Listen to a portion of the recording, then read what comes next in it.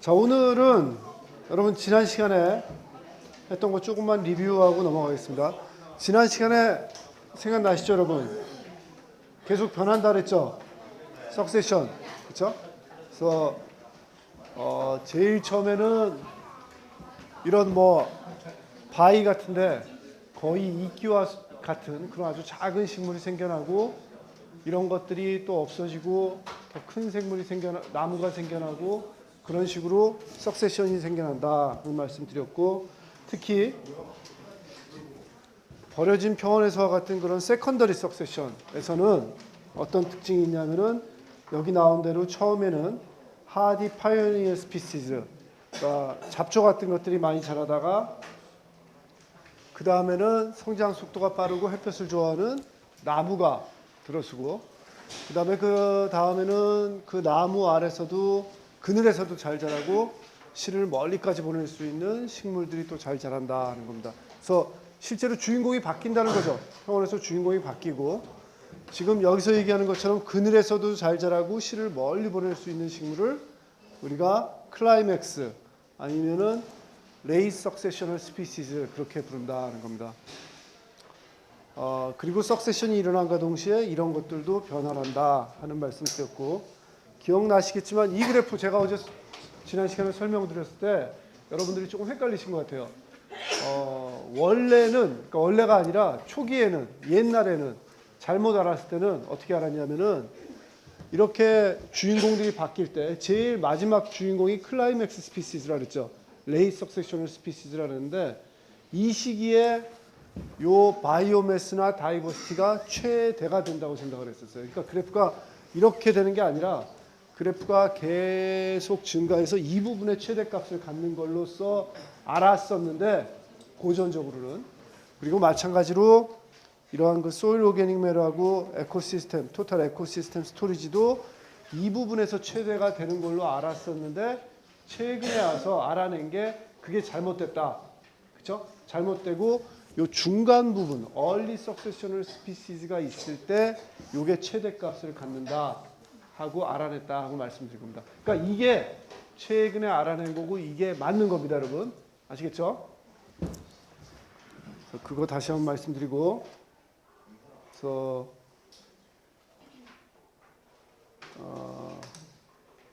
그 다음에 또 말씀드린 게, 석세션이 일어날 때 앞에 있는 종하고 뒤에 있는 종 사이에는 요거 지웠죠, 여러분? 라이프 히스토리 디퍼런스 요거 지웠습니다. 괜히 헷갈리니까. 요 세 가지 정도 서로 상호작용이 있다. 첫 번째, 퍼실리테이션이라는 거는 첫 번째 종이 두 번째 종이 살 수 있도록 도와준다는 거죠. 퍼실리테이트 해준다는 거고, 인터피어런스라는 거는 방해를 하는 거죠. 방해를 하는 거고, 세 번째, 크로닉 패치니스라는 거는 서로 상관없는 거예요. 그렇죠? 상관없이 각자 갈 길을 가는 게 바로 크로닉 패치니스다 하고 말씀드렸습니다. 그리고 이게 아까 제가 제일 처음에 설명드렸던 그 그래프가 중간 부분에서 최대값 갖는 게 요즘 맞는 얘기고, 트래디셔널 클라이맥스 컨셉트라는 거는 옛날 개념, 그 최대값이 그 뒷부분에 가서 나온다는 거, 그게 바로 요 트래디셔널 클라이맥스 컨셉트다 하는 겁니다. 이게 잘못됐다는 거죠. 잘못되고 아까 보였던 그래프가 맞는 겁니다, 여러분. 그렇게 알고 계시면 됩니다. 자, 그 다음에 이 10장 조금 들어가다가 지난 시간에 멈췄는데, 10장에서 하는 얘기는 월드 푸드 서플라이, 전 세계적인 스케일에서의 이 식량 공급에 대해서 얘기를 하고 있는 겁니다, 여러분. 우리나라는 이제는 만약 그 식량 부족 국가로 분류되지는 않지만, 전 세계적으로는 아직도 식량이 부족한 나라가 꽤 있다는 겁니다. 그리고 식량 생산량을 늘릴 필요가 있다는 그 얘기고, 그걸 얘기하기 위해서 지금 농사를 짓는 방식이 우리가 하나의 생태계를 만드는데, 원래 자연적인 생태계를 변화시켜가지고 에그로 에코시스템이라는 것을 조성을 하고, 그런 에그로 에코시스템의 특징은 뭐냐면은 모노컬처다. 여러분, 단일 작물을 키운다 하는 게 그 특징이라고 말씀드렸습니다. 그 다음에 지금 농업을 통해서 생산하는 그런 그 작물들을 보면은 우리가 사는데 꼭 필요한 서브시스턴스 크롭스, 쌀이나 콩이나 우리가 먹는데 생존을 위해서 꼭 필요한 그런 작물을 키우는 것도 있는 반면에 캐시크롭스라는 거는 우리가 꼭 필수적인 건 아니에요, 여러분. 그런데 이걸 키워서 팔면은 돈을 벌 수 있는 거, 그런 작물을 키워서 키우기 위해서 농업을 하는 것도 있다 하고 말씀을 드렸습니다. 결국은 농업이라는 거는 여러분 지금 방식은 흙에서 토양 위에서 토양에다가 작물을 심어가지고 토양으로부터 양분하고 수분을 흡수해가지고 우리가 키우고 싶은 그 작물을 키워내는 거죠. 그렇죠? 그렇게 생각하면은 여러분 잘 아시겠지만 리미팅 팩터, 제가 전에도 말씀드렸죠, 여러분. 이 리미팅 팩터, 이 개념이 중요하다는 겁니다. 리미팅 팩터라는 거는 다시 한번 뭐 정리해서 얘기하면 리빅스 로우 오브 더 미니멈, 그렇게 얘기할 수 있는데 무슨 얘기냐면은 the abundance and distribution of a species is limited by the single factor in shortest supply or having the greatest impact. 그러니까 여러분 우리 시험 자주 나온 거 있잖아요. 비료 3대 요소 중에 뭐가 제일 적을 때 생장에 그 발목을 잡는 게 뭐냐 하면은 그 가장 적게 공급되는 거 그거죠, 여러분. 그것만 공급되면은 다른 양들은 충분하기 때문에 우리가 확 작물이 자랄 수가 있는데 그것들이 결국은 요 모든 생장을 컨트롤한다는 거죠. 그렇죠? 제가 그럼 부영양화 말씀드렸나요? 뭐 뒤에서 또 말씀드리겠지만 보통 여러분 유트로피케이션, 물에서 그 부영양화 일어나는 거는 인이나 질소 같은 것들이 리미팅 팩터로 작용해 가지고 그런 것들이 없어 가지고 이 알지가 안 나온다 그랬죠. 효소가 아니라 그 조류가 못 자란다, 그런 말씀 드렸습니다, 여러분.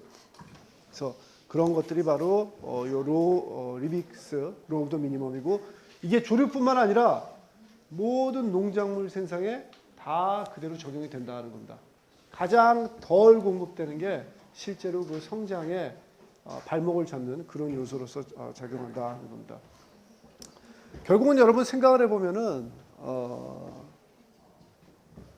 땅 위에서 토양에다가 여러분 식물을 심어가지고 그걸 키운다고 하면은 여러분 그 흙이 농사를 오래 짓다 보면 아시겠지만 결국은 토양이 어떻게 됩니까? 유실이 돼요. 없어져 버린다고요. 제가 그 아는 분이 잔디 농장을 해가지고 한번 그 가봤는데, 여러분 잔디 농장이라 그러면은 뭐냐면은 잔디 여러분 이렇게 처음에 조금 키우는 거예요. 처음에 키워가지고 그거를 파는데 어떻게 파냐면은 이렇게 팔더라고요, 여러분. 뭐 당연히 그렇게 팔겠지만 이만한 면적을 잔디를 이렇게 흙까지 같이 퍼가지고 이렇게 키워가지고 파는 거예요, 여러분. 그러니까 뭐 단위 면적당 얼마 그렇게 받고 잔디를 파는 게 되겠죠, 여러분. 그 잔디 농장을 하다 보니까 사실은 이 경우는 좀 아주 좀 익스트림한 케이스이긴 한데, 잔디만 파는 게 아니라 여러분 잔디에 붙어 있는 뿌리까지 같이 팔아야 그거를 옮겨 심었을 때 잔디가 계속 잘 살아날 수 있잖아요, 여러분. 그러려다 보면은 뿌리만 또 하는 게 아니라 뿌리 옆에 있는 흙까지 충분히 파내가지고 팔 수밖에 없겠죠. 그죠? 그러다 보니까 그 잔디 농장하는 그 지역이 어떻게 되냐면 점점 땅이 내려가는 거예요, 여러분. 그렇겠죠. 흙은 그렇게 공급이 안 되고 잔디를 키워가지고 매년 흙까지 같이 계속 관출을 하다 보니까 땅이 점점 내려가는 거예요. 근데 여러분 땅 파보셔서 아시겠지만 우리가 이 흙이라는 게 한 몇 미터까지 나옵니까? 깊이 안 파보셨죠, 여러분? 상상은 가세요. 한 몇 미터 가면은 흙이 더 없어질 것 같아요. 예? 2미터? 그렇죠? 그 정도 되면 입자가 더 굵어지죠. 뭐 미터를 얘기 안 하시더라도 여러분 상식적으로 다 알고 계시겠지만, 여러분 원래 지구는 커다란 돌덩어리였다 그랬죠. 돌덩어리인데 결국은 이 돌덩어리에 있는 요 암석들이 우리가 흔히 얘기하는 그런 풍화작용, 그리고 위에서 사는 생물들의 작용에 의해 가지고 요 위에 겉에 있는 입자들이 잘게 부서진 거죠. 죄송합니다. 잘게 부서진 거예요. 그래서 지금은 지구가 어떻게 되어 있냐면은 돌덩어리 그대로 있어요. 근데 요 위에 원래는 돌덩어리였던 게 토양이라는 이름으로 입자가 아주 작아진 거죠, 여러분. 근데 원래 암석이 입자만 작아졌다면은 암석 성분만 있어서 다 무기질일 텐데, 아까 제가 뭐라 그랬습니까? 이런 토양이 형성될 때는 이 위에 사는 생물의 작용도 있었다 그랬죠. 뭐 작용이 뭐가 있을까요, 여러분? 생물의 작용. 그렇죠. 뭐 지렁이 같은 것들이 들어가서 뭐 할 수도 있고, 그리고 뭐 가장 극명하게 여러분 식물이건 동물이건 우리를 포함해서 사람을 포함해서 결국은 여기 살고 죽잖아요, 여러분. 죽으면은 우리 뭐 화장을 하건 아니면 그냥 매장을 하건 우주에다 갖다 버리기 전에는 우리 시체를 결국은 땅으로 다 돌아가잖아요, 여러분. 결국은 다 돌아간다고요. 그래서 여기 유기물이 같이 포함이 된 거죠. 그렇죠? 유기물이 같이 포함이 돼서 이 안쪽은 돌도 아주 커다란 암석 덩어리인데 요 바로 위에는 좀 암석이 아니라 좀 큰 돌들이 있고 요 위로 올라올수록 입자가 작아지는 그런 현상이 나와 있겠죠. 현재 그렇게 돼 있습니다. 그래서 임다은 양이 얘기한 것처럼 한 2m만 파도 지금 위에서 보는 흙보다는 훨씬 더 큰 입자들이 있어요, 여러분. 큰 입자들이 있고 보통은 우리나라 같은 경우는 한 몇 미터 파면은 요 안반층이 나온다 그러냐면은 한 5m, 4, 5m 파면은 여러분 안반층이 나와요. 돌덩어리가 나온다는 겁니다. 이렇게 돌덩어리가 나와야 사실은 우리가 건물도 짓죠, 여러분. 건물도 짓고 도로도 깔고 그러지. 안 그러고 흙 위에다가 여러분 뭐 도로를 만들고 그다음에 뭐 건물을 지으면 결국은 어떻게 되겠습니까? 기초가 약하죠. 기초가 약해서 안 된다는 겁니다. 그래서 한 5m 파면 이 안반 덩어리가 나오고 요 위는 결국은 다 흙이다 하는 겁니다. 구조적으로 아까 얘기한 것처럼 그런 잔디 농장에서 계속 흙을 파다 보면은 계속 내려가고 뭐 5m까지 안 가더라도 한 2, 3m만 내려가도 여러분 커다란 돌덩어리가 나와가지고 잔디가 클 수 없는 그 정도 환경이 될 거다 하는 겁니다. 자, 마찬가지로 지금 말씀드린 것처럼 잔디는 아주 익스트림한 케이스고 그거 아니더라도 여러분 뭐 예를 들어서 뭐 콩을 키운다든지 아니면 뭐 꽃을 키운다든지 그렇게 할 때도 결국은 조금 뭐 흙이 나가기도 할 거고 그 다음에 흙에 있는 여러 가지 양분들이 결국은 식물로 다 올라가 가지고 흙이 점점 안 좋아지는 거죠. 안 좋아진다는 의미는 뭐냐면은 유기물이 없어지고 더 이상 새로운 작물을 서포트할 만한 그런 역할을 못 한다는 거죠, 여러분. 그렇죠? 그래서 특히 이런 방식에서는 흙에서의 생산량이 상당히 좀 제한적일 수가 있다는 겁니다. 생산을 늘리려는 입장에서. 그래서 이 식량 생산을 늘릴 수 있는 방법으로서 사람들이 고민하는 방법이 뭐가 있냐면은 첫 번째 이런 게 있습니다, 여러분. Improved irrigation. Improved irrigation이라는 건 irrigation 그러면 여러분 뭐죠? 관계, 그렇죠? 그러니까 이 릴레이션십이 아니라 여러분 이 작물에다가 물을 공급하는 방법이죠, 그렇죠? Improved니까 지금 방식이 아니라 뭔가 향상된 더 좋은 방식으로 한다는 겁니다. 여러분 지금 식물에다가 물 주는 거 한번 생각해 보세요. 딴 거 생각하지 마시고 한번 논 한번 생각해 보세요. 논. 여러분 지금 우리가 벼를 키우는 방법은 여러분 어때요? 뭐 이런 논에다가 물을 대고 그 다음에 벼를 씌워가지고 여기 나오는 쌀을 수확하는 방법이죠. 근데 여러분 입장 한번 바꿔놓고 생각해 보세요. 여러분들이 요 벼 하나라면은 여러분들이 굳이 이렇게 물이 많은 걸 원하시겠어요? 여러분이 벼고 또 진흥 수준도 벼가 돼주셔야 돼요, 여러분. 벼가 식물이 여러분 얼마나 감지를 할 수 있을까요? 주변에 자기 몸에서 한 10cm 떨어지는데 물이 있는지 없는지 감지를 할까요, 여러분? 모르죠. 관심 없어요, 여러분. 이 벼가 바라는 건 뭘까요, 실은? 실은 우리가 이렇게 키우지만 미니멈으로 생각하면은 벼는 어디까지만 물이 있으면 돼요, 사실은.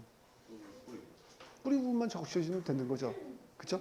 그 부분만, 요 뿌리 부분은 또 여러분은 어때요? 여기 흙이니까 고체 흙 입자가 있죠. 물론 논에 가면은 그 입자가 아주 작은 흙 입자가 있고 그 공극이 있긴 하지만 그 공극 사이에만 물만 있고 아주 컨스턴트하게 물만 공급되면은 벼는 해피해요.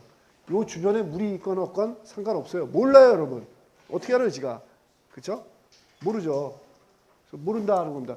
사실은 제대로 농사를 지려면은 아주 가장 이피션트하게 농사를 지려면은 벼농사를 지려면 여러분 어떻게 하면 돼요, 여러분? 요 물 다 없애도 되네요. 그렇죠? 수위를 팍 낮춰가지고 어디까지 낮춰도 될까요, 여러분? 한 요 정도 낮춰도 되겠네요, 여러분. 그렇죠?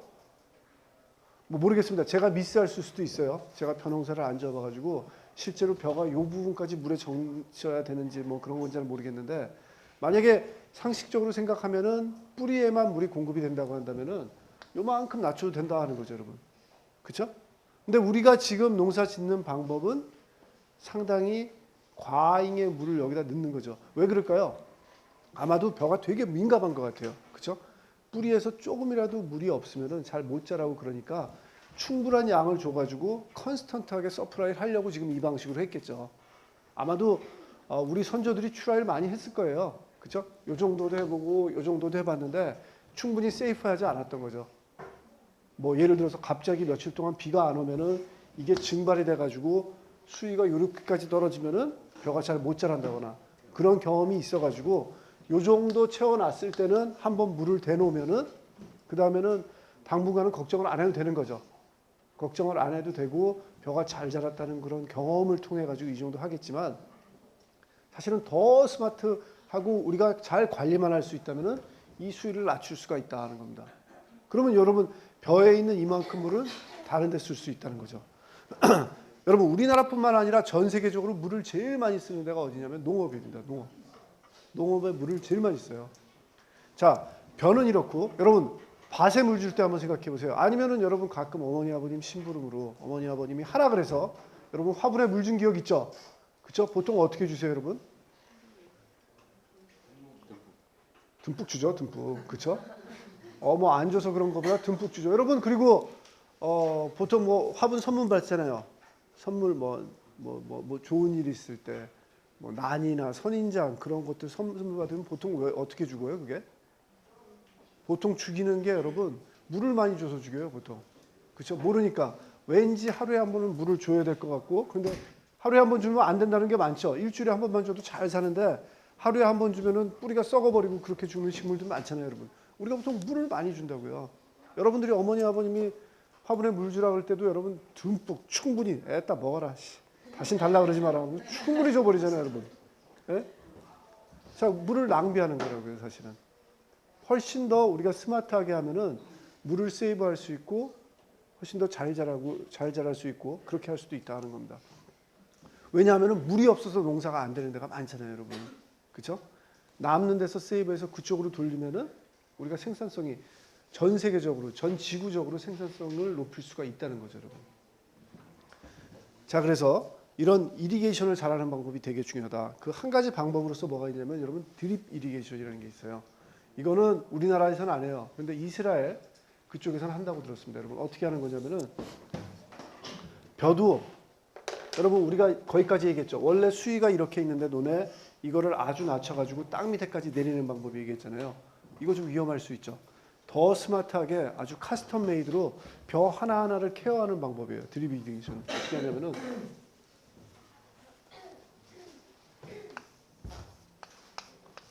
벼 하나가 이렇게 있다고 하면 여러분 뭐 정확한 방식은 모르겠는데 이렇게 하는 거죠. 얘가 사실은 여러분 물을 여기까지 채우는 것도 여기가 지면일 때 요 밑에 공급을 다 물로 채우는 것도 사실은 오바예요.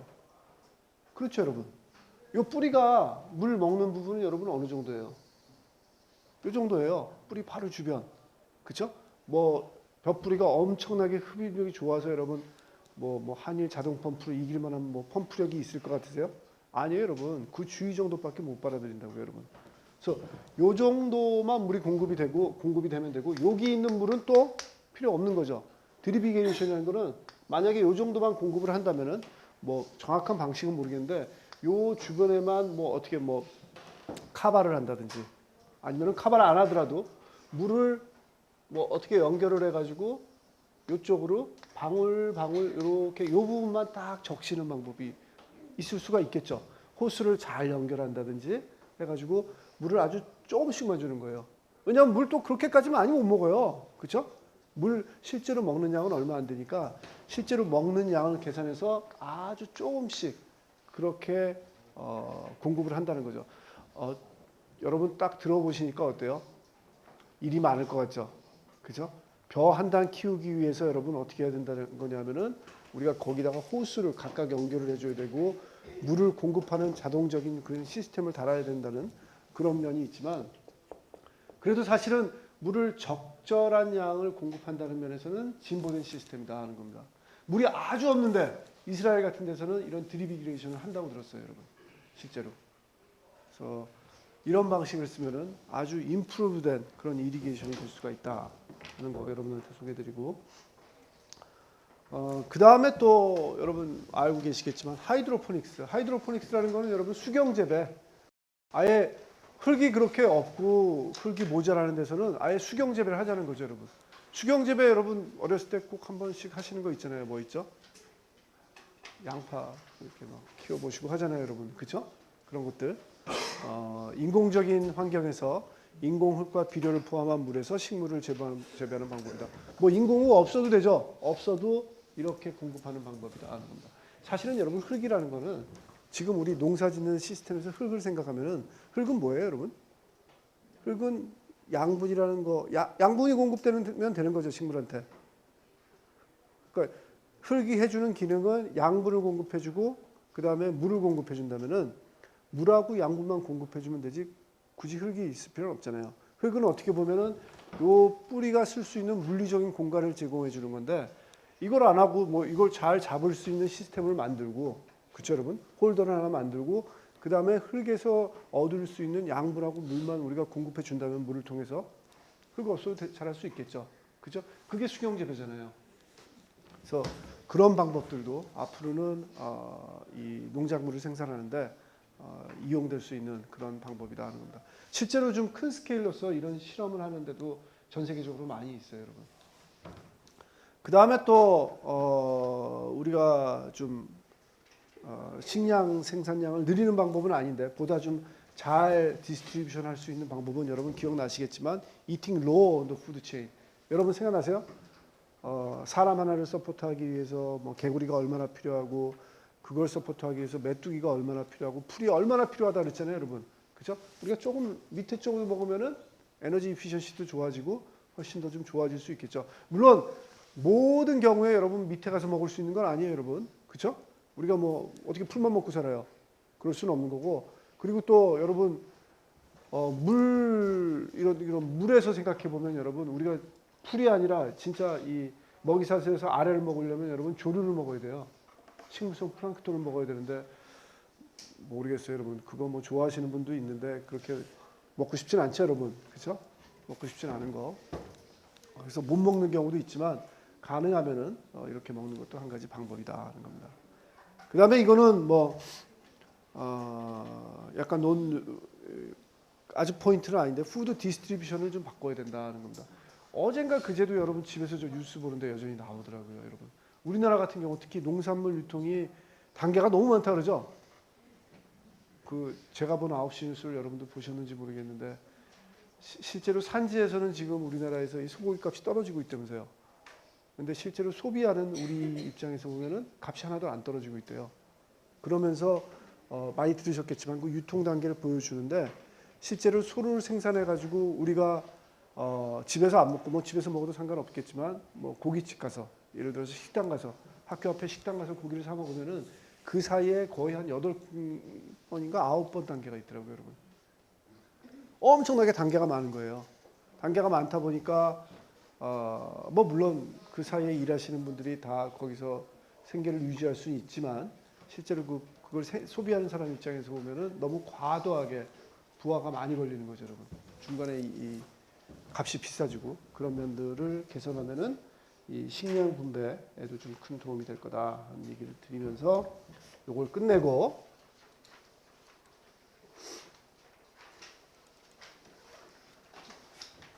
아직 파일 남았죠, 여러분? 더 올려드릴게요.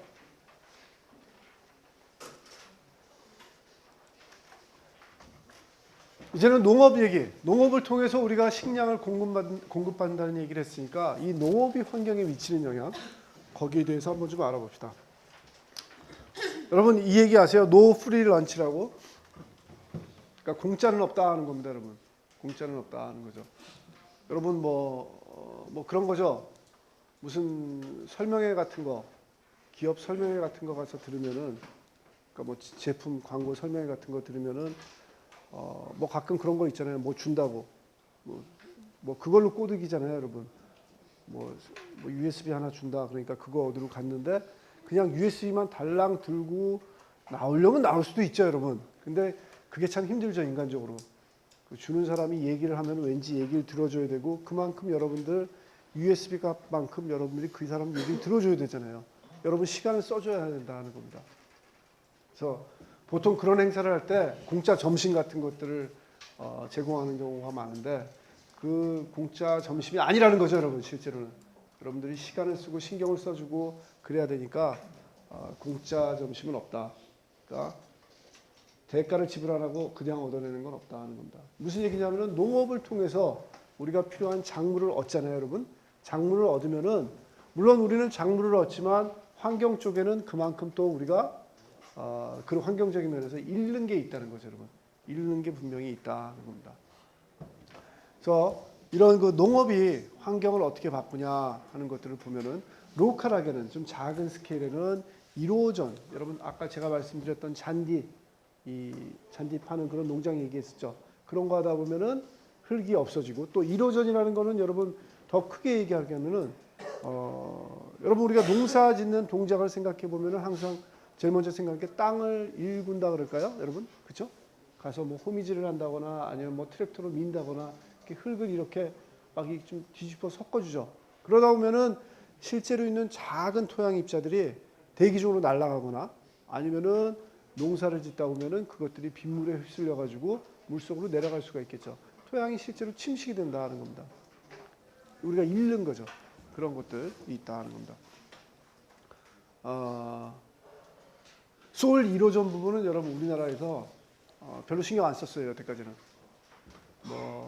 저 농수산부 그쪽에서 뭐 이런 것들이 실제로 있을 수 있다면서 농사 지을 때 좀 잘하자 하는 캠페인 수준인데 최근에 들어가지고는 환경부에서 아주 연구를 많이 하고 있어요. 우리나라도. 이 소일 이로전이 많이 되면은 결국은 아까도 말씀드린 것처럼 여러분 농업 생산량이 떨어지고 우리나라 그 전반적으로 안 좋아지기 때문에 그런 것들을 개선하기 위해서 어떻게 하면은 소일 이로전을 줄일 수 있냐 그런 것들을 아주 많이 보고 있다는 겁니다. 그 다음에 소일 뉴트리언트 디플리션 아까도 얘기했지만 소일에 있는 양분이 없어지는 거죠. 그래서 우리가 항상 어떻게 해요, 여러분? 비료를 준다거나 해서 토양 양분을 새로 또 공급을 해주죠. 그런 것들이 있을 수 있고 워터웨이 세디멘테이션. 자, 이건 뭐냐면 여러분 어떻게 되는 거예요? 토양에 농사를 짓는 그 토양이 물속으로 휩쓸려 내려가 가지고 결국은 강물이나 항구 같은데 이게 쌓이는 거죠, 여러분. 퇴적이 된다는 겁니다. 여러분들이 지금 프로젝트로 하고 계시는 그 4대강 프로젝트에서도 여러분 그 논리가 뭐였어요, 실은? 여러분 조금 조사해 보셔서 아시겠지만 그 가장 큰 논리는 뭐냐면은 이 물그릇을 키운다는 거였죠, 여러분. 강에 예를 들어서 단면적이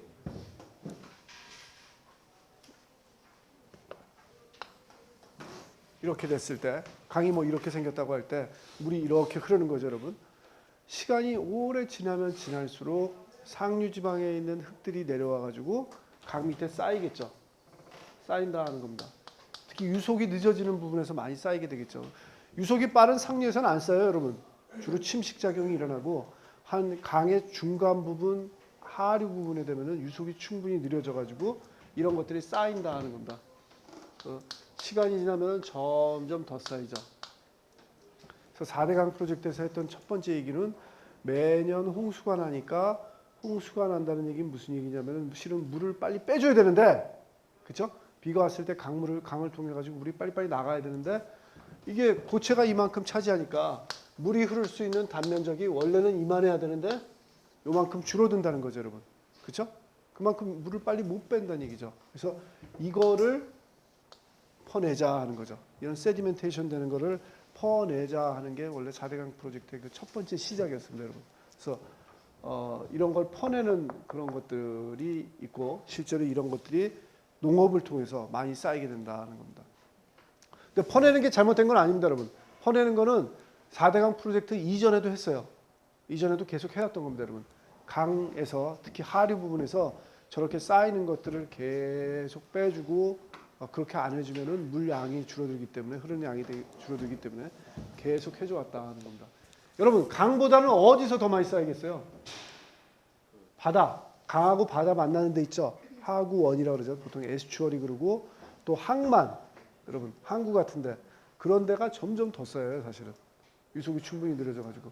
특히 항구 같은 경우는 여러분 그래서 이거를 저 밑에 쌓인 것들을 준설을 안 해주면은 왜냐하면 여러분 부산항이나 인천항 같은 항구 생각하면 아주 커다란 배가 들어와야 되잖아요. 그런 커다란 배는 물 밑으로도 수심이 어느 정도 확보가 돼야 배가 들어오기 때문에 이거를 안전사고 예방을 위해서 몇 년에 한 번씩은 계속 준설을 해왔어요. 해줘야 돼요. 안 하면 배가 못 들어와요, 여러분. 배가 못 들어오기 때문에 이런 것들을 계속 준설을 해준다는 겁니다. 그래서 제가 그 환경부에 요거 담당하는 과장님한테 말씀을 드렸는데 토양을 이제는 약간 순환 자원으로 생각을 해야 된다는 얘기를 드렸어요. 무슨 얘기냐면은 결국은 여러분 이런 세디멘테이션 되는 강이나 바다 항구에 쌓인 그런 것들이 지금은 어떻게 되냐면은 그걸 준설해 가지고 이렇게 생각해요. 거의 폐기물로 봐요, 여러분. 쓰레기로 본다는 겁니다. 쓰레기로 봐가지고 뭐 그냥 매립을 한다거나 아니면은 그게 오염이 됐으면 뭐 처리해서 버린다거나 그래 버리는데 그러면 안 된다는 거죠, 여러분. 저는 어떻게 생각하냐면은 이런 것들을 순환 자원, 결국은 계속 도는 자원으로 생각해서 이게 원래 처음 시작점이 어디예요, 여러분? 상류죠. 상류에 있는 여러 가지 그 농업 지역들이에요. 거기다가 다시 되돌리자는 거죠, 여러분. 맨날 소울 1호점 걱정하면서 흙이 생각만큼 빨리 생산이 안 되기 때문에 우리가 그걸 보호하고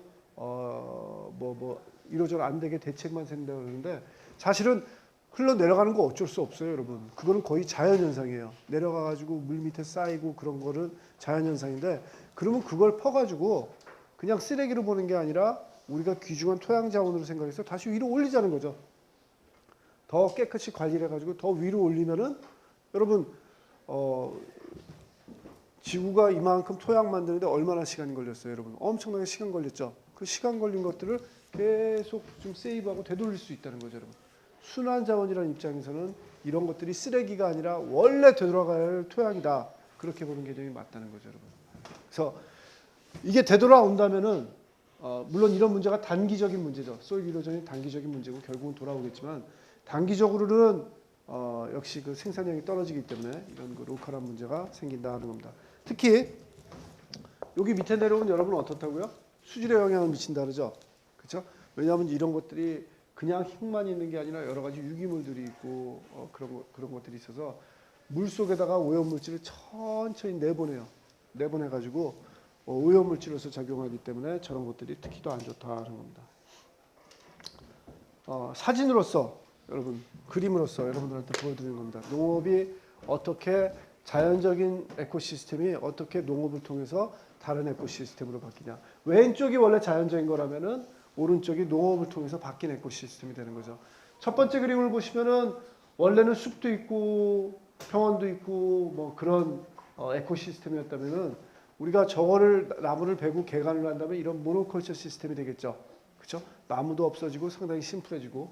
두 번째 그림 보시면은 원래는 곰도 살고 사슴도 살고 독수리도 살고 뭐 참새도 살고 지렁이도 살고 다양한 동물이 사는 그런 생태계를 우리가 농장, 예를 들어서 뭐 소를 키우는 그런 농장을 한다면은 이런 식으로 아주 그 단일 그 동물들만 살게 되는 아주 그 다이버시티가 주는 그런 시스템으로 만드는 거고 우리가 그 다음에 원래 여기는 또 농사를 안 했을 때는 저렇게 풀도 있고 뭐 그 풀을 뜯어먹는 토끼도 있고 그런 시스템이라면은 우리가 이런 것들을 잘 키우기 위해서는 그 수확을 가져갈 수 있는 그런 토끼나 그런 것들은 못 오게 하죠.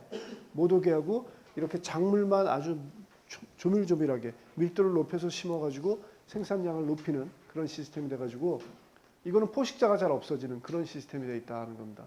그래서 농업 시스템이 상당히 왜곡된 시스템이다는 거 여러분들한테 말씀드리고 자 아까 말씀드렸던 이 로컬한 이런 문제들 환경에 미치는 문제들을 해결하기 위해서는 어떻게 할 수 있냐면은 이런 대책들이 있다는 겁니다. 컨투어 플로잉, 멀티컬처, 크롭 로테이션, 노틸 애그리컬처 이런 것들을 하면은 훨씬 더 아까 말씀드렸던 여러 가지 문제들을 해결할 수 있다는 겁니다. 자, 이 중에서 여러분 아는 거 뭐 있어요? 멀티컬처 알겠죠? 모노컬처의 반대니까 작물을 어떻게 한다는 거예요, 여러분? 여러 가지를 뭐 심는다는 거죠. 그렇죠? 여러 가지를 뭐 섞어서 심는다든지 아니면은 올해는 이거, 내년에는 뭐 다른 거 뭐 그런 식으로 바꿔서 심는다든지 멀티컬처, 모노컬처 시스템이 아니라 그거 아실 거고. 그다음에 죄송합니다.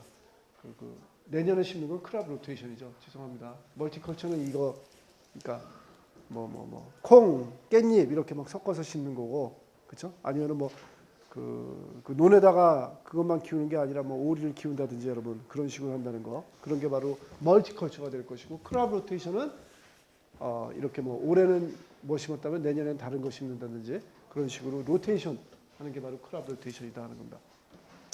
그 다음에 컨투어 플로잉을 아시겠어요 여러분? 컨투어 플로잉은 뭐냐면 이거예요. 자, 이 그림 보시면은 이 부분 보세요 여러분. 이 부분 여기 컨투어 플로잉이 나왔는데 지금 이 부분이 고도가 다른 지역보다 높죠. 그렇죠? 이런 약간의 경사 있는 지역에도 우리도 농사 져요. 그렇죠? 농사를 짓는데 어떻게 하냐면은 컨투어라는 건 여러분 요 등고선 같은 그런 윤곽을 생각하시면 돼요. 땅을 뭐 예를 들어서 그 밭 고랑을 이런 식으로 하면은 높은 데서 낮은 데로 하면 여러분 어떻게 될까요? 비가 왔을 때 그 고랑을 통해서 빗물이 훨씬 더 빨리 나오겠죠. 그렇죠? 그러니까 침식 작용이 더 빨리 되고 더 용이하게 된다는 겁니다. 그런 것들을 막으려면은 고도가 높은 데서 내려가는 거하고 직각되게 밭고랑을 만든지 하면은 여러분 어떻게 될까요? 비가 왔을 때 물론 뭐 천천히 내려가긴 내려가겠지만 일단 여러분 막잖아요, 여러분. 물길이 요렇게 이거 물이 원래 내려가려는 요 수직적인 방향의 반대로 수평으로 있기 때문에 물이 좀 고이잖아요, 여러분. 그렇죠? 물이 고이면은 그만큼 유속이 늦어져 가지고 흙을 침식하는 그 작용도 상대적으로 좀 적어지겠죠. 작아진다는 겁니다. 그래서 이런 고도 컨투어에 맞게 이렇게 땅을 파고 개간을 하는 그런 방식을 컨투어 플로잉이다 한다는 겁니다. 이런 방식으로 안 하고 이렇게 하면은 물이 쑥쑥 빠져나가고 더 침식 작용이 잘 되기 때문에 이런 방식으로 컨투어에 맞춰 가지고 땅을 개간하는 게 필요하다 하는 거 말씀드리고, 그 다음에 또 여러분 여기서 아시는 거 뭐 있어요? 노틸컬처 아시겠어요, 뭔지? 노틸컬처라는 건 뭐냐면 여러분 틸을 안 하는 거예요. 틸 찾아보세요, 여러분.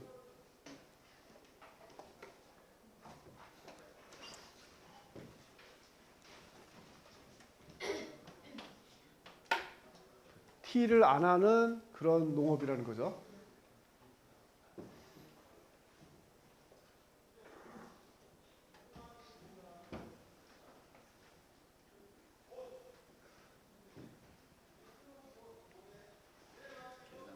개간하다? 또 뭐 나와요? 그 정도? 그러니까 여러분 개간하다라는 거는 뭐냐면은 이거 생각하시면 돼요. 땅을 일구는 거. 아까 말씀드렸던 땅을 일구는 거. 호미로 일구든 아니면은 여러분 뭐 트랙터로 일구든 여러분 땅을 일구는 거. 예전에는 그 소를 써가지고 땅을 일구는 그런 작업들을 생각하시면 돼요. 자, 땅을 일군다는 게 뭐예요, 여러분? 가는 거죠. 그러니까 원래 가만히 있던 흙을 가가지고 우리가 물리적인 힘을 이용해가지고 그걸 뒤집어 엎는 거죠. 자, 왜 뒤집어 엎죠? 잘 섞이라 그러고, 그죠? 이렇게 한 1년 동안 몇 년 뭐 농사를 한 시즌 동안 지으면은 이렇게 또 걸어 다니고 그러다 가지고 이게 눌리죠. 눌렸을 때 이거를 이렇게 확 뒤집어 엎어주면은 공기도 들어가고, 그 다음에 밑에 좀 깊은 데 있던 흙은 사실은 농작물에 익스포즈가 안 됐잖아요. 접촉이 없었을 텐데 그런 것들을 이렇게 뒤집어 주면은 새로 작물을 심었을 때 그 양분들이 접촉이 돼 가지고 또 이게 올 수도 있으니까 그런 식으로 뒤섞어 주는 거죠, 여러분. 근데 그렇게 하다 보면 안 좋은 점이 있다는 겁니다.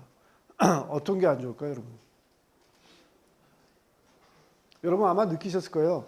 충분히 젖은 흙이 있을 때 그냥 다져진 상태로 그냥 있으면은 그게 습기가 별로 빠진다는 느낌이 안 드는데 그거를 여러분 조그만 삽으로 이렇게 한번 쫙 뒤집어 놓으면은 흙 끝부분은 여러분 마르는 게 보이죠. 드라이 되는 게 보인다는 겁니다. 습기가 없어지는 게. 그렇죠? 토양에 있는 수분도 날아가고 토양 중에 있는 유기물들 그것들이 물론 대부분 식물로 갔어야 되는데 이렇게 많이 갈고 읽어주면은 일부가 그냥 대기 중으로 날아가 버린다는 거죠, 여러분. 없어져 버려요. 그래서 이 노틸 에그리컬처라는 거는 한 그 1950년대, 40년대 그때부터 시작한 농업 방법인데 우리가 개인이 땅을 일구다 보니까 실제로 농작물에 가야 할 그런 영양분하고 수분들을 잃어버린다는 거죠. 괜히 잃어버리니까 괜히 땅을 갈지 말자는 거죠. 식물을 심을 때 그냥 있는 그 상태로 여러분 씨를 뿌린든지 해서 식물을 키우는 방법을 노틸 에그리컬처라 한다는 겁니다. 일종의 유기농법이라고 생각하시면 되겠죠, 여러분. 일종의 유기농법 중에 하나다 생각하시면 돼요. 그러니까 굳이 잡초를 제거하려고도 하지 않고, 그렇죠? 잡초를 제거하는 뜻도 있잖아요. 땅을 일구는 게 그렇게 깔끔하게 안 만들고 그냥 있는 그대로 상태에서 자연적인 상태에서 씨를 뿌리고 아니면 작물을 심어가지고 키우는 방법이 바로 노틸 에그리컬처다 하는 겁니다. 그래서 노틸 에그리컬처를 하면은 여러분 그 밭이 어떻게 볼까요? 깔끔하게 우리가 이미지 머릿속에 가지고 있는 그런 이미지 잘 관리된 밭이 아니라 잡초도 나고 땅도 뭐 좀 이렇게 막 자갈 같은 것도 되돌아다니고 상당히 자연적인 상태로 그냥 유지되는 그런 그 그림을 여러분이 생각하시면 됩니다. 이런 것들을 하면은 위에서 얘기했던 그런 문제들을 일부는 그래도 좀 해소를 할 수가 있다는 겁니다. 노틸 에그리컬처 그림이 여기 있나? 뭐 특별히 없네요. 특별히 없습니다. 예. 자, 그 다음에 농업이 자연의 환경에 영향을 주는 거 리저널 스케일. 아까 로컬한 거는 아주 좀 작은 스케일인데 주변 스케일인데 리저널이라는 좀 그보다는 좀 큰 스케일이에요. 그 스케일에서는 어떻게 될 수 있냐면 디저티피케이션. 여러분 사막화죠. 사막화가 일어날 수 있다는 겁니다. 이런 사막화는 어떻게 일어나냐면은 poor farming and forestry, overgrazing. 자, 무슨 얘기냐면은 이 농사 짓는 방법이 안 좋아가지고 실제로 사막화가 될 수도 있다는 겁니다. 그러니까 결국은 여러분 양분을 새롭게 공급 안 하고 계속 빼내다 보면은 흙이 어떻게 되겠어요? 유기물 함량이 거의 없어지고 무기물만 남겠죠. 무기물만 남으면 대표적인 흙이 우리가 알고 있는 게 바로 뭡니까, 여러분? 모래죠, 모래. 모래에서 식물들 잘 못 자라죠. 물론 자랄 수 있는 식물도 있어요. 근데 대부분 우리가 농사를 짓는 그런 식물들은 모래에서 잘 못 자라요. 왜냐하면은 양분이 별로 없어요. 물도 너무 잘 빠지고, 그렇죠? 그런 식으로 양분이 없어지면 그렇게 되기 때문에 결국은 디저티피케이션이 된다는 겁니다. 여러분 우리 그 황사 오늘 중국 쪽에 그 고비 사막이 이 디저티피케이션이 심해져가지고 이게 더 심해진다는 거니까 그쪽이 딱 그런 현상을 보여주는 거고. 그 다음에 오버그레이징. 오버그레이징은 여러분 뭐냐면은 이 양이나 이 풀을 뜯어먹고 있는 사는 동물들 있죠. 걔네가 너무 과도하게 뜯어먹은 거예요. 그러니까 여러분들이 풀이라면은 제가 소라면은 제가 여러분들 요 정도만 뜯어먹고, 그러니까 죄송합니다. 이 비유가 좀 안 좋긴 하다. 근데 시작은 했으니까 여러분. 그러니까 제가 여기서 안 좋다. 안 좋습니다. 제가 얘기를 하려는 걸 조금만 더 말씀드리면, 예를 들면 제가 이런 얘기를 하려고 그랬어요. 여러분. 여러분들을 먹고, 그 다음에 일부는 제가 다 안 먹고, 뭐 상체만 먹고 그런 식으로 얘기를 하려는데 너무 안 좋아서. 풀이 그렇다고 한번 생각해 보세요, 여러분. 제가 손대. 여러분, 저를 딴 데 못 가게 하고, 요 주변에만 있게 하면 여러분, 저는 계속 먹어야 되잖아요. 그죠? 그럼 풀을 열심히 먹다가, 처음에는 뭐 한 중간 부분까지 먹겠죠. 근데 더 먹어야 되는데 새로운 풀이 없다면 저는 그 남은 것도 계속 먹을 거 아니에요. 먹다 보면 여러분 뿌리채 뽑히고 막 그럴 수도 있겠죠. 그렇죠? 그러다 보면은 뿌리채 뽑히면은 그 풀은 더 이상 거기서 못 자라는 거죠. 새로운 씨가 오기 전에는. 그러지 않고 저한테 좀 멀리 돌아다닐 수 있게 해준다면은 저는 여기서 한 밑둥 중간쯤 먹다가 저쪽 가서 또 밑둥 먹고 그렇게 되면은 여러분 이 밑둥 잘린 풀이 새로 더 자랄 시간이 생기잖아요. 여유가 생기잖아요. 그래서 어느 정도 유지가 되면서 이 풀밭이 유지가 되면서 초지가 유지가 되면서 이 소나 염소 같은 것들이 살 수가 있는데, 그렇게 안 하면은 한쪽에서만 계속 하다 보면은 오버그레이징이 될 수가 있다는 거죠. 너무 파먹어가지고 다시는 여기가 풀이 안 자라고 내가 소비하려는 양보다 공급이 적은 그런 지역이 될 수가 있다는 겁니다. 그래서 이런 것들을 통해서 여러분 그 원래 있던 초지 같은 것들이 그냥 사막화가 될 수 있고, 그렇죠? 농업을 잘못하면은. 그 다음에 changes in large waterways. 무슨 얘기냐면은 아까 여러분 이런 세디멘테이션 많이 된다 그랬죠. 세디멘테이션이 되는데 이것들을 걷어낸다거나 그런 노력을 안 하고 계속 놔두다 보면 여러분 어떻게 되겠어요? 이게 계속 쌓여가지고 물이 여기 못 흐르겠죠? 그냥 물길이 바뀔 수도 있다는 거죠, 여러분. 지금은 물이 안 흐르는 지역이 상대적으로 뭐 물이 더 잘 흐를 수 있는 그런 요건이 될 수도 있잖아요. 원래 강이 있던 데가 물이 못 흐를 그 정도가 되니까. 그래서 물길이 바뀔 수도 있고, large scale soil fertility changes, 그러니까 아까 말씀드렸던 토양 양분이 한쪽에서 너무 없어져 가지고 아주 큰 스케일로 이런 것들의 변화가 있을 수도 있다는 얘기입니다. 그래서 그림에서는 이런 실제로 농업을 잘 질 수 있는 그런 기술들을 여러분들한테 이렇게 보여주고 있다는 겁니다. 여러분들 한번 보시고, 또 크게 글로벌리 전 세계적으로는, 전 지구적으로는 어떤 영향을 줄 수 있냐면은 클라이밋 체인지, 맞죠 여러분? 농업 계속하다 보면은 땅 속에 있는 C가 CO2로서 산화돼 가지고 공기중으로 가면은 온실효과 더 생겨나는 거고, 그 다음에 disruption of major chemical cycles, use of fire to clear land. 자, 무슨 얘기냐면은 케미칼 사이클이 원래 자연적으로 있죠. 여러분들이 저번에 시험범위 있었던 케미칼 사이클이 있는데, 농업을 계속하다 보면은 이게 좀 망가질 수가 있다는 겁니다. 특히 어떤 경우에 많이 망가뜨리냐면은 여러분 불을 내면은 사실은 뭐 생태계에 긍정적인 면도 있다 그랬는데, 우리 매년 봄마다 뭐 새로 농사 지으려고 불 일부러 내는 경우 있잖아요. 그런 경우도 있고, 그 다음에 과거에는 우리가 산에 있는 나무들 태워가지고 여러분 막 그 농지 개간하고 그랬잖아요. 그런 방식들이 실제로 요 케미칼 사이클을 아주 크게 왜곡시킬 수 있다는 거죠, 여러분. 이런 그 농업 활동의 일부로서 아주 케미칼 사이클까지 왜곡시킬 수 있을 정도로 영향을 줄 수가 있다는 겁니다.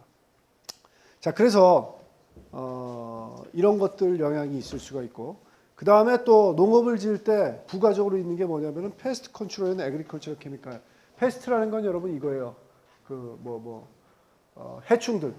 해충들을 어떻게 컨트롤하냐, 그리고 화학약품들을 뭘 쓰냐 하는 겁니다. 이런 것들도 우리가 사실은 계속 쓰고 있죠. 농업할 때 계속 쓴다 하는 겁니다. 여러분 제가 벌써 한 10년 돼 가는데 2005년부터 뉴질랜드를 한 5년 동안 거의 한 1년에 한 2번씩 왔다 갔다 했어요. 처음에는 왜 갔냐면은 뉴질랜드하고 우리나라하고 이 과학기술 협력을 맺고 대통령들 사이에 실제로 그 상호 교류를 하는데 제가 좀 그걸 좀 책임을 맡았고, 그 다음 3년은 그쪽하고 이 환경 연구를 공동 연구한다고 그쪽 파트너하고 계속 왔다 갔다 했는데, 그 사람들이 얘기해 주더라고요, 여러분. 여러분 뉴질랜드 그러면 여러분 인상이 어떠세요? 우리가 받은 임프레션이 깨끗하다, 그렇죠? 여러분 한때는 여러분들은 어떨지 모르겠는데 여러분 세대들 선배들 한 5, 6년 전 선배들 20대 여러분 나이 때 물어보면은 제일 가고 싶은 나라 그러면 뉴질랜드가 1위였어요. 가보고 싶은 나라. 그 정도로 인기였죠, 여러분. 깨끗하고 그래서 우리가 또 가지고 있는 개념은 뭐냐면은 그런 이미지는 깨끗하다. 농사를 지을 때도 왠지 거기는 깨끗하게 지을 것 같고 그렇게 생각이 되잖아요. 그런데 그 사람들한테 물어보니까 자기네들 그렇게 깨끗하게 농사 안 짓는다 그러더라고요. 우리가 쓰는 이런 화학약품들, 농사 지을 때 쓰는 화학약품들 다 쓴대요. 뭐 잡초 컨트롤하기 위해서 뭐 여러 가지 제초제 같은 것도 많이 쓰고 다 쓴다 그러더라고요, 여러분.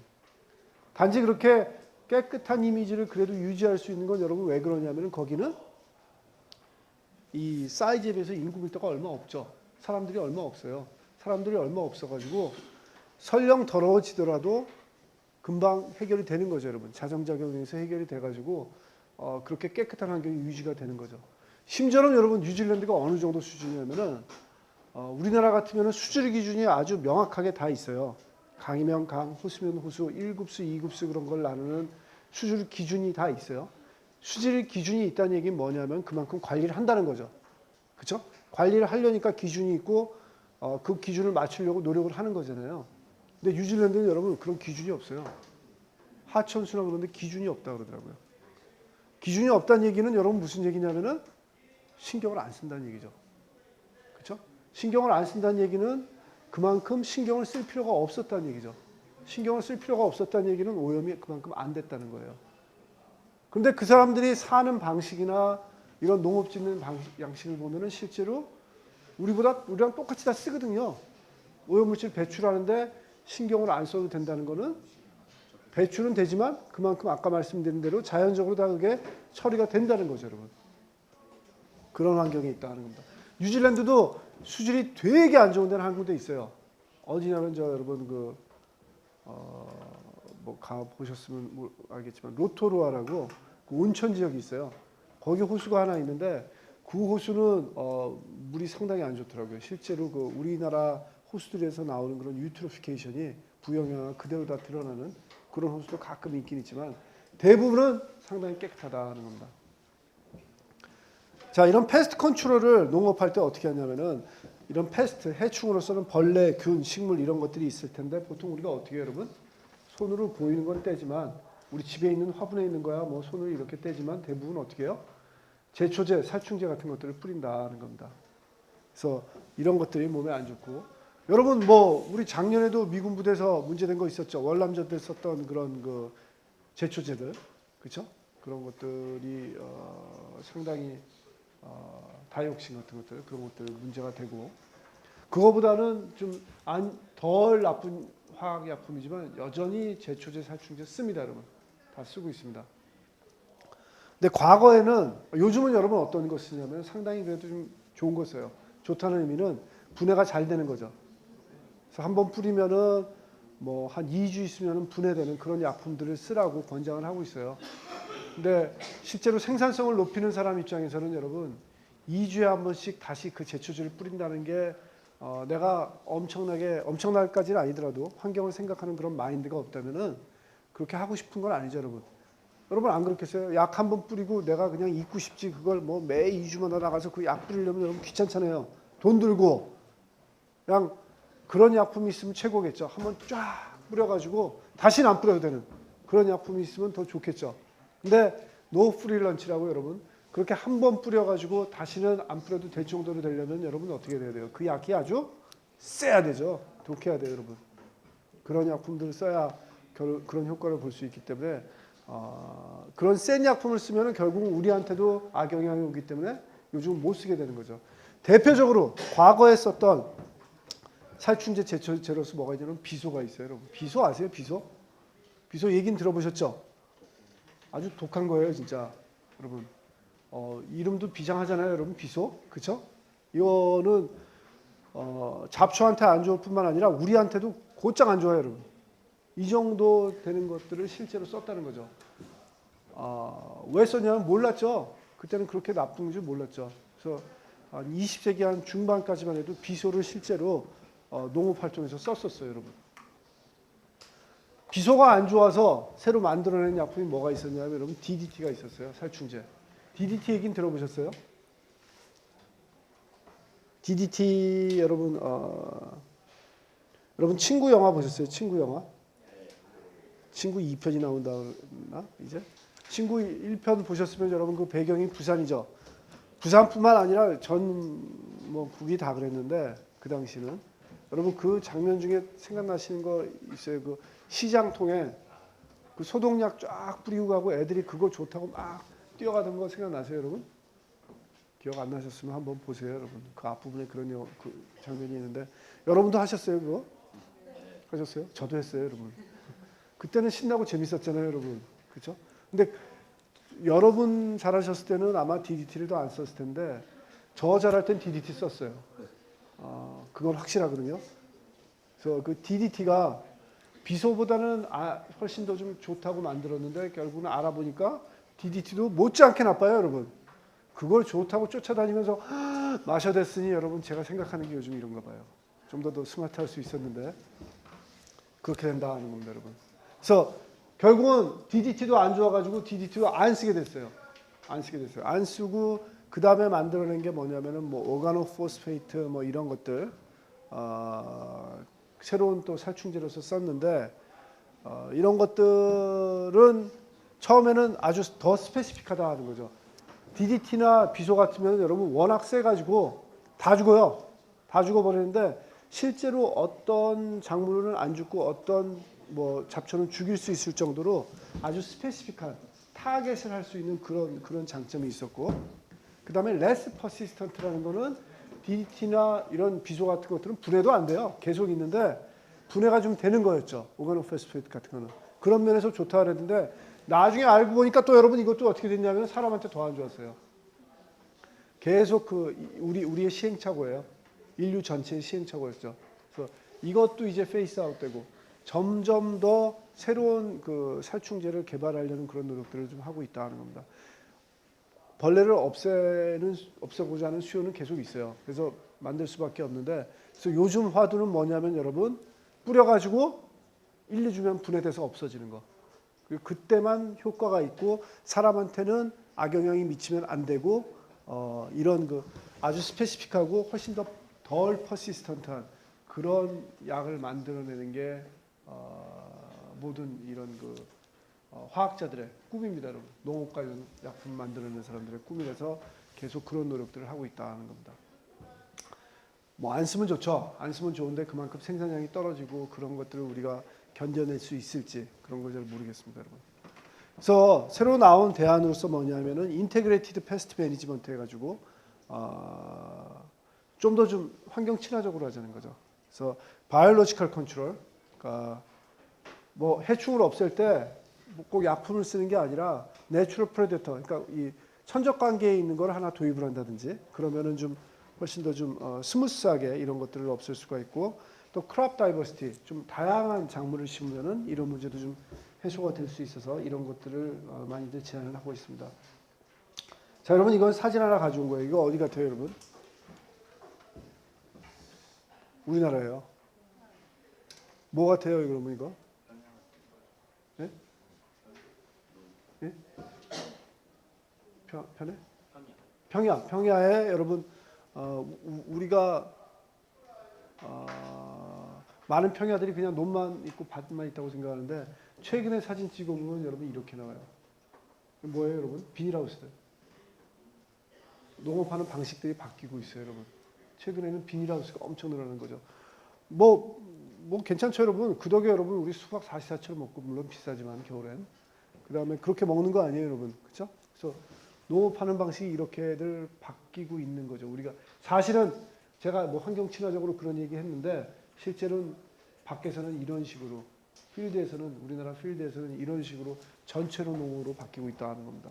자, 이런 상황에서는 여러분 환경 친화적으로 100% 가기는 쉽지 않을 수도 있어요, 여러분. 그죠? 그만큼 개입을 더 많이 한다는 거니까, 그만큼 우리가 인공적인 그 에코시스템을 만든다는 거니까 앞서 얘기한 것들이 쉽지 않을 수는 있지만 그래도 노력을 해야 되는 그런 상황이다 합니다.